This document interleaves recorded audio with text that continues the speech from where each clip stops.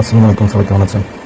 যে বিষয়টা নিয়ে কথা বলার জন্য আপনার একটি ভিডিওতে আসার প্রয়োজন হতো সেটা হচ্ছে যে বিষয়টা নিয়ে এত দিন যাবৎ এত মানুষ প্রাণ দিল, ছাত্রছাত্রীরা, সাধারণ মানুষরা, বাচ্চারা, শিশুরা প্রাণ দিল যে ভারতের আধিপত্যবাদের বিরুদ্ধে একটা সচেতন ভূমিকা পালন করার জন্য। সেই আধিপত্যবাদী যদি আবার এত বছর পরে, মানে এতদিন পরে সেই আধিপত্যবাদী যদি আবার ফিরে আসে এই গণঅভ্যুত্থানের পরে, তাহলে তো আসলে এটা এই আন্দোলন করে লাভ হলো না। হাদিদের আত্মাহুতি দেওয়ার কোনো অ্যাচিভমেন্ট থাকলো না আমাদের কাছে। হ্যাঁ, তো হাদিরা যে আন্দোলনটা শুরু করেছিল সেটা আসলে আমাদের ধরে রাখতে হবে। তো এখনও পর্যন্ত দেশের অনেক মানুষ এখনও পর্যন্ত জানেই না বেসিক্যালি যে ভারতের আধিপত্যবাদটা বেসিক্যালি কী, ভারত এটা কেন করে এবং কীভাবে করে। এই ছোট একটা বিষয়, এই জিনিসটা একটু আলোচনা করার জন্য আসলাম। ভারত আসলে বাংলাদেশের উপরে এই আধিপত্যবাদটা কীভাবে কেন কায়েম করে রাখতে চায়, এটার মূলত রিজনটা হচ্ছে বাংলাদেশের ভৌগোলিক অবস্থান। আমি আমার বিশ্লেষণটা বলছি, যদি কারো অন্য দ্বিমত থাকে তাহলে কমেন্টে জানিয়ে দিন। সেটা হচ্ছে বাংলাদেশ ভৌগোলিকভাবে বাংলাদেশের অবস্থানটা হচ্ছে ভারতের একেবারে কলিজার মধ্যে। বাংলাদেশের 3 পাশ দিয়ে ভারত আর 1 পাশ দিয়ে হচ্ছে সমুদ্র। তো যেটা হচ্ছে যে এই অবস্থানটার দিক দিয়ে আমাদেরকে সবসময় ভুল বোঝানো হতো যে আমাদের 3 পাশ দিয়ে ভারত আছে, ভারতের সাথে আমাদেরকে সবসময়তে নরম থাকতে হবে, নমনময় করে চলতে হবে, ভারতের সাথে আমরা পেরে উঠবো না, এরকম একটা ব্যাপার। বা সত্যিকার অর্থে সেটা হচ্ছে যে আমাদের যে অবস্থানটা সেটা হচ্ছে আমাদের শক্তি। হ্যাঁ, আমরা ভারতের কলিজায় বসবাস করি। মানে যদি বেশি তিরিং বিরিং করে না, তাহলে একেবারে ভারতকে কলিজার মধ্যে চাপে টুকরো টুকরো করে ফেলা সম্ভব। এটা হচ্ছে ভৌগোলিকভাবে আমাদের শক্তি। তো এই আধিপত্যবাদটা কায়েম কেন করে বাংলাদেশের উপরে? এটা শুরু হয়েছে বেসিক্যালি 71-এর আগে। তখন এটা পুরোটাই মূলত পাকিস্তান ছিল। পাকিস্তানের সাথে ভারতের অনেক আগে থেকে একটা দ্বন্দ্ব আছে, সেটা অন্য হিস্ট্রি, ওইটা বলতে গেলে অন্যদিকে চলে যাবো। তো তখন তাদের কাছে মনে হয়েছে যে পাকিস্তানের সাথে টিকে থাকতে হলে, ভারতের আধিপত্যবাদ বজায় রাখতে হলে, তাদের সার্বভৌমত্ব টিকে রাখতে হলে পাকিস্তানকে দুর্বল করে ফেলতে হবে। আর দুর্বল করার সবচেয়ে বড় ইয়াটা হচ্ছে পাকিস্তানকে দুটুকরা করে দেওয়া। যেহেতু পাকিস্তান অলরেডি তখন দ্বিখণ্ডিত ছিল, মানে দ্বিখণ্ডিত ছিল বলতে পূর্ব পাকিস্তান এক পাশে, মাঝখানে আবার ভারত, তারপরে আবার পশ্চিম পাকিস্তান। তো এরকম একটা ব্যাপার, মানে ল্যান্ড কানেকশন ছিল না। তো যদি এটাকে সম্পূর্ণভাবে আলাদা করে ফেলা যায় তাহলে পাকিস্তান দুর্বল হয়ে যাবে। আর তা নাহলে যেটা হবে যে 2 পাশ থেকে যদি পাকিস্তান অ্যাটাক করে তাহলে ওদের জন্য একটু মানটা চেপা হয়ে যায়। তো ওই কনস্পিরেসিটা তখন থেকেই শুরু হয়েছে এবং এইটার একটা রেজাল্ট হচ্ছে আলটিমেটলি 71-এ আমাদের মুক্তিযুদ্ধ। তো এটা শোনার পরে অনেকে আমরা বলবো যে রাজাকার টাজাকার পাকিস্তানের দালাল, এটা সেটা পাকিস্তানি, এইসব ভাবি যাবে। কিন্তু সত্যিকার অর্থে এটাই সত্য। যেটা হয়েছে যে এটার পরে ওরা বাংলাদেশ স্বাধীন হলো, মুক্তিযুদ্ধ শুরু হলো, বাংলাদেশ স্বাধীন হলো। শেষের দিকে এসে ওরা বাংলাদেশের স্বাধীনতার জন্য না, বেসিক্যালি পাকিস্তানকে দ্বিখণ্ডিত করার জন্য ওরা বাংলাদেশের পক্ষে যুদ্ধ করছে। তো আলটিমেটলি বাংলাদেশ স্বাধীন হয়েছে। তো এরপর থেকে যেটা হয়েছে যে সেটা হলো যে এর পিছনে আরও অনেক হিস্ট্রি আছে। বাংলাদেশকে কীভাবে ডমিনেট করে রাখতে হবে, কীভাবে হচ্ছে দুর্বল করে রাখতে হবে, সেটার জন্য ওরা অনেক চেষ্টা করছে, অনেক গোপন চুক্তি টুক্তি করছিল।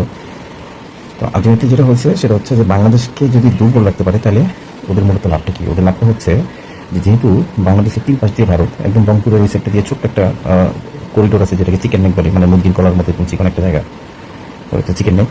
তো ওই চিকেন নেকের পরে হচ্ছে এই পাশ দিয়ে আবার ভারতের 7টা প্রদেশ আছে যেটাকে আমরা 7 সিস্টার্স বলি। তো ভারত যদি ওদের 7 সিস্টার্সের সব ধরনের মালামাল যাতায়াত এটা সেটা যদি মেনটেন করতে চায় তাহলে রংপুর দিয়ে ঘুরে গেলে ওদের সব কিছু মিলায় প্রায় হচ্ছে সময় এবং খরচ দুইটাই হচ্ছে 70% বেড়ে যায়। এবং ওই সুবাদে 7 সিস্টার্সে যেসব মালামালগুলো যাবে ওগুলোর খরচও হচ্ছে 70%-এর মতো বেড়ে যায়। আর এটা যদি হয় তাহলে এই 7 সিস্টার্সের লোকজন হচ্ছে ভারতের সরকারের বিরুদ্ধে আন্দোলন করবে। ব্যাপারটা সহজভাবে বলতে গেলে বিষয়টা এমন যে মনে করেন আপনি ঢাকায় থাকেন, আমি মনে করেন যে রাজশাহীতে থাকি। তো আপনি যে চালটা ঢাকায় খেতেছেন 90 টাকা, আমি রাজশাহীতে সেই চালটা খেতেছি 20 টাকা। এবং এতটা যখন ডিসটেন্স হবে, প্রাইজের ব্যাপারটা যখন এতটাই তফাৎ হবে, তখন আপনি কী করবেন? তখন হচ্ছে আপনি সরকারের বিরুদ্ধে কথা শুরু করবেন, সরকারের বিরুদ্ধে আন্দোলন শুরু করবেন যে যেই চালটা হচ্ছে রাজশাহীতে 20 টাকা সেখানে ঢাকায় 80 টাকা কীভাবে হয়। এবং এটা ভিক্টিমটাই হচ্ছে তখন মূলত সরকারের বিরুদ্ধে দাঁড়াবে। তো যে কোনো সরকারের এই টিকে থাকার জন্য নাগরিক সুবিধার একটা সমতা মেনটেন করাটা খুব জরুরি। এবং ওই সমতাটা কোনোভাবেই হচ্ছে ভারত মেনটেন করতে পারবে না যদি বাংলাদেশের উপর দিয়ে অবাধভাবে যাতায়াতটা মেনটেন করতে না পারে। তো অবাধভাবে যাতায়াতটা মেনটেন করতে হবে এবং বাংলাদেশে কোনো ব্যাট ট্যাক্স ছাড়া দিতে হবে পারলে। হ্যাঁ, তো গত 15-16 বছর যাবৎ ভারত যেটা করছে সেটা হলো যে বাংলাদেশের উপর দিয়ে ইচ্ছা মতো হচ্ছে গেছে আসছে, পণ্য পরিবহন করছে। যেখানে মনে করেন যে খরচ আছে 100 টাকা, সেখানে হচ্ছে খুচরা লিজলি পয়সা বলেন আমরা গ্রামে, এরকম লিজলি পয়সা দিয়ে পার করছে আর কি। আবার বাংলাদেশের থেকে যখন কোনো কিছু গেছে তখন কিন্তু ঠাইসা নিছে, যা খরচ আছে তার থেকেও বেশি। তো এরকম একটা ব্যাপার। এটা হচ্ছে মূলত ভারতের আধিপত্যবাদ বজায় রাখার বাংলাদেশের উপরে সবচেয়ে বড় কারণ। এবং এই আধিপত্যবাদ বজায় রাখতে গেলে যেটা করতে হয় সে করতে হয়েছে ভারতকে, এবং যেটা সবসময়তেই ভারত করে আসছে এবং করবেও, সারা জীবনে করবে, সেটা হচ্ছে যে ওদের কিছু গোলাম টাইপের লোক দাঁড় করাবে এখানে, টাকা দিয়ে মাথা কিনা যেভাবে হোক এরকম দাঁড় করাবে এবং এদেরকে দিয়ে হচ্ছে বাংলাদেশের উপরে আধিপত্যবাদটা টান করে রাখবে। তো এর মধ্যে যেটা হয়েছে যে আওয়ামী লীগ সরকারের পতন হলো, আওয়ামী লীগ সরকারের পতনের পরে ছাত্র জনতা নতুন একটা স্বপ্ন দেখা শুরু করলো, যেটা ভারতের জন্য অনেক বড় একটা থ্রেট ছিল। তো এই থ্রেটটা ওভারকাম করতে যে ভারত বারবারই হোঁচট খেয়েছে বেসিক্যালি। তো এখানে সবথেকে বড় বাধাটা হয়ে গেছিল হচ্ছে প্রফেসর ইউনূস, কারণ সারা বিশ্বব্যাপী ওনার যে গ্রহণযোগ্যতা, ওনার যে সুনাম, ওনার যে চেনা পরিচিতি সব কিছু মিলে হচ্ছে ভারত বারবারই হোঁচট খেয়েছে। এবং ওরা উপরে উপরে যতই দাম্ভিকতা দেখায়, ভিতরে ভিতরে কিন্তু ওদের গলা শুকানোর মতো অবস্থা হয়ে গেছে। তো ভারত যেটা সবসময় পলিসিটা যেটা অ্যাপ্লাই করে সেটা হচ্ছে বাংলাদেশের উপরে যদি সারা জীবন কর্তৃত্ব চালা যেতে চায় তাহলে ওদের কিছু কিছু জিনিস স্ট্রিক্টলি মেনটেন করতে হবে। সেটা করতে হবে কি, অ্যাকচুয়ালি ইতিহাস কখনোই মানুষকে জানতে দেওয়া যাবে না, মানুষের বলদ বানায় রাখতে হবে। দ্বিতীয়ত হচ্ছে যেটা যে মানুষকে একটু অশিক্ষিত রাখতে হবে, মানুষকে কোনোভাবেই সচেতন করা যাবে না। উপর দিয়ে সবাইকে বুঝাতে হবে ভারত হচ্ছে বাংলাদেশের প্রকৃত বন্ধু। এবং ওইটার একটা এক্সাম্পল হিসেবে যে ৭১ বাংলাদেশের পক্ষ হয়ে ওরা যুদ্ধ করছে ওইটা দেখাবে আর কি। তো এটা যে মূলত বাংলাদেশের পক্ষের যুদ্ধ ছিল না, সেটা অলরেডি গত 16 ডিসেম্বরে কিন্তু সব মানুষের কাছে ক্লিয়ার হয়ে গেছে। নরেন্দ্র মোদী নিজেই হচ্ছে একটা পোস্ট দিয়েছে যে এটা হচ্ছে ৭১ পালন করছে হচ্ছে 16 ডিসেম্বরকে পালন করছে পাকিস্তানের বিরুদ্ধে ভারতের বিজয়, এবং ওই জায়গাতে কোনোভাবে সে বাংলাদেশের কোনো কিছু মেনশনই করে নাই। তো এই পলিসিটা নিয়ে ভারত সবসময় কাজ করে আসছে। ভারতের কিছু এজেন্ট তৈরি করছে এখানে, কিছু ব্যক্তি এবং কিছু এজেন্সি এদেরকে তৈরি করছে। এদেরকে দিয়ে হচ্ছে এই উস্কানিগুলো দিয়ে রাখে, আর মানুষকে যতভাবে বিভ্রান্ত করে রাখা যায় সেই জিনিসটা করে রাখে আর কি। বিভ্রান্ত করে রাখা, ভয়ের মধ্যে রাখা, এবং হচ্ছে মূর্খভাবে রাখা মানে হচ্ছে পড়াশোনার দিক দিয়ে না, প্রকৃত বাস্তবতাটা না জানাই রাখা আর কি, সত্য গোপন করে রাখা। তো এইটা যখন এই ২৪-এর আন্দোলন থেকে বেরোয় আসা কিছু বিপ্লবী ছেলেপেলে যখন এইসব কথাগুলো বলা শুরু করছে, যখন ভারতের আধিপত্যবাদের বিরুদ্ধে কথা বলা শুরু করছে, তখন এটা এমন একটা ব্যাপার হয়ে গেছে যে দেশের মানুষ যদি ভারতের এই চক্রান্তের ব্যাপারটা জেনে যায় তাহলে বাংলাদেশের উপরে ওদের কর্তৃত্ব বজায় রাখাটা কষ্টসাধ্য হয়ে যাবে। তো এদেরকে কী করতে হবে, এদেরকে মাইনাস করে দিতে হবে। সেমভাবে ওইটারই একটা একটা হয়েছে, প্রতিফলন হচ্ছে হাদির। তো হাদির পরে যারা হিট লিস্টে আছে, আপনারা দেখছেন পত্রপত্রিকা বিভিন্ন নিউজ টিউজের মধ্যে হিট লিস্টে আছে হচ্ছে ফুয়াদ আছে, তারপরে হচ্ছে হাসনাত আবদুল্লাহ আছে। তো এরা সবাই মূলত ওই একই স্টাইলের কথাবার্তা বলে আর কি। তো এরা যেভাবে কথাবার্তা বলে, যেভাবে যুক্তি তর্ক দিয়ে সব কিছু বুঝায় এবং ডকুমেন্টেশনগুলো দিয়ে যেভাবে হচ্ছে মানুষকে ক্লিয়ার করে সব কিছু, এইভাবে যদি মানুষ সচেতন হয়ে যায়, সব যদি জেনে যায়, অগপল যদি খুলে যায়, তাইলে হচ্ছে ভারত আর বাংলাদেশের উপরে কর্তৃত্বটা বজায় রাখতে পারবে না। এই জন্য এদেরকে একটা টার্গেট করছে। এদের সাথে বাংলাদেশের যেসব দালালগুলো আছে এগুলো জড়িত। এখন বাংলাদেশের দালালগুলো যে জড়িত এটা সবসময়তে ছিল, এখন আছে, ভবিষ্যতে থাকবে। তো এখন ভারত এই ধরনের সিচুয়েশনগুলোকে কীভাবে ডিল করে এবং কীভাবে আধিপত্যবাদটাকে কায়েম করে তার একটা এক্সাম্পল দেখে আপনাদেরকে, নিজেরাই বুঝতে পারবেন। তো অনেক ছবি টবি দিয়ে অনেক কিছু দিয়ে এডিট করা যায়, তো ভিডিওগুলোর দরকার নেই, সরাসরি বলে দিই। কয়েকদিন যাবত অনেক লেখালেখি করতেছে, ওনাকে তো কথা লিখতে ভালো লাগে না, প্রচুর গালিগালাজ খাই।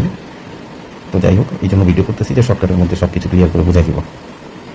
যেটা হচ্ছে যে আপনারা দেখবেন কিছুদিন আগে যখন হাদির মৃত্যুর খবরটা আসলো, মৃত্যুর খবরটা আসার পরেই সাধারণ মানুষ, জনগণ উত্তেজিত হয়ে তারা হচ্ছে প্রথম আলো, ডেইলি স্টার, উদীচি, ছায়ানট এগুলো ভাঙচুর করছে।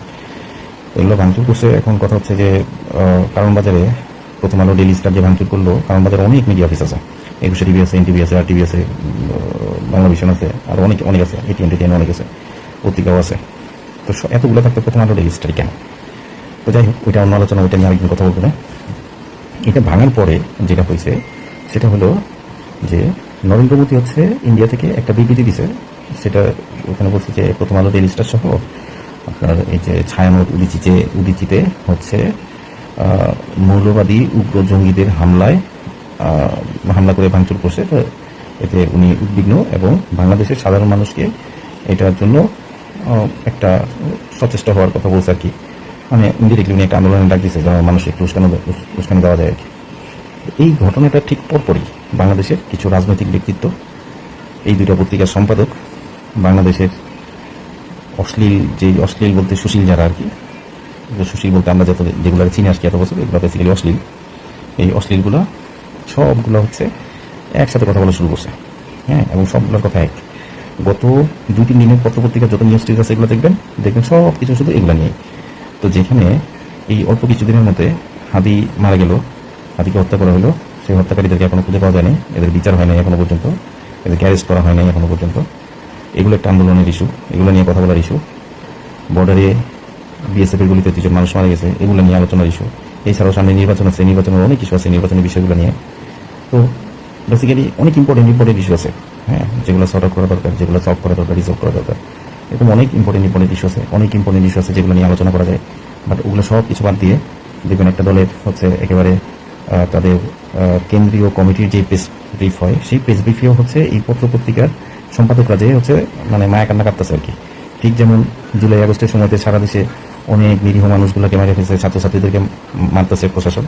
ওই সময়তে হাসিনা যে মেট্রো রেলের জন্য কান্না করছে, ওই সময়তে কিছু সুশীল, কিছু হচ্ছে আপনার কি বলে এগুলো অভিনয় করে যে শিল্পী টিল্পী, এরা যে হচ্ছে দেখবেন যে পৃথিবীতে যে কান্নাকাটি করছে, তো এদের তখন চোখে জলে লুঙ্গি ভিজে যাওয়ার মতো অবস্থা কি।